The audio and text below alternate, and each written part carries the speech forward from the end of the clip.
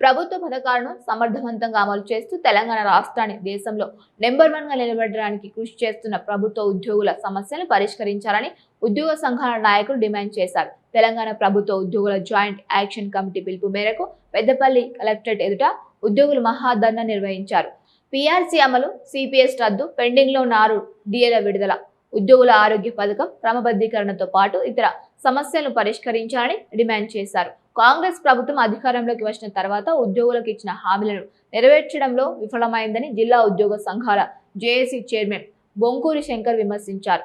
Pending బకాయిలు, పీఆర్సీలు విడుదల చేస్తామని హామీ ఇచ్చి ఇప్పటి వరకు ప్రభుత్వం స్పందించకపోవడంతో తప్పనిసరి పరిస్థితుల్లో మహాధర్నా చేపట్టామని తెలిపారు. ఈ మహాధర్నాకు ఉద్యోగులు, ఉపాధ్యాయులు, పెన్షనర్లు, కార్మికులు, కాంట్రాక్ట్ అవుట్సోర్సింగ్ సిబ్బంది, అంగన్వాడీ కార్యకర్తలు పెద్ద సంఖ్యలో పాల్గొన్నారు.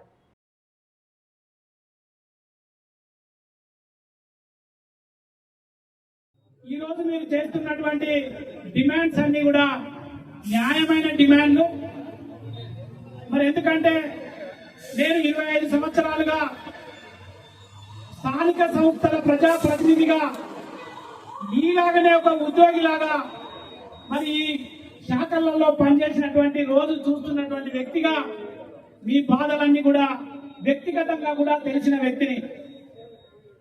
ప్రభుత్వాలు ఎన్నికలకు ముందు చాలా తాయిలాలు ఇవ్వడం, అన్ని ఇస్తానని చెప్పడం, మళ్ళీ వచ్చిన తర్వాత కమిషన్ల పేరు మీద కాలయాపన చేయడం, ఇదొక తంతుగా మారింది.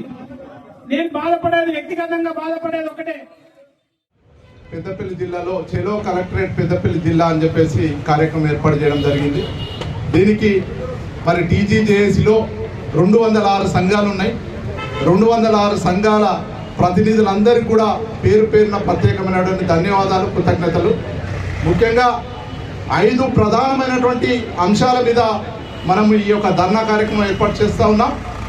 ముందుగా మనం పీఆర్సీ, పే రివిజన్ కమిషన్ రిపోర్టును 3 సంవత్సరాలైనా అని కూడా ఇంతవరకు తెప్పించుకోలేని పరిస్థితి అంటే ఎంత దౌర్భాగ్యమైనటువంటి పరిస్థితితో మీరు అందరూ కూడా అర్థం చేసుకోవాలి.